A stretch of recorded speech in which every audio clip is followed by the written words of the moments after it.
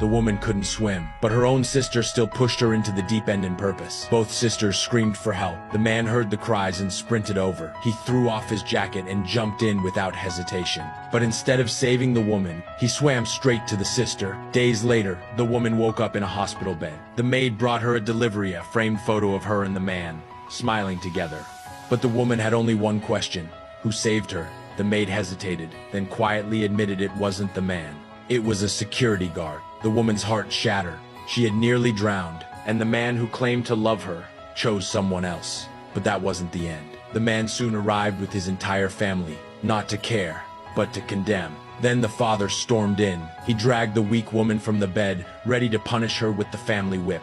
They blamed the woman for injuring the sister who was now in the hospital. No one asked what really happened. Not one person believed her. The first strike landed hard. The man finally stepped forward, but only to say, "Apologize to your sister. That's the only way to avoid more punishment." The woman looked around.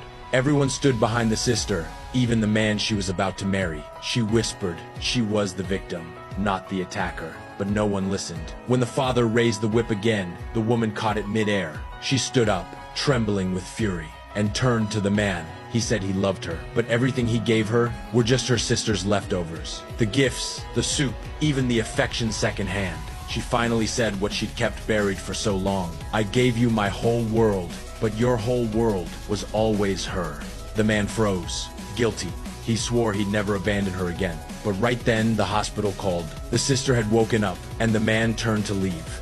He said he'd go ask her for forgiveness. The woman stood there, silent, heartbreaking, because not a single person believed her, not even him. And what no one knew was that the woman was already dying, and she was ready to disappear.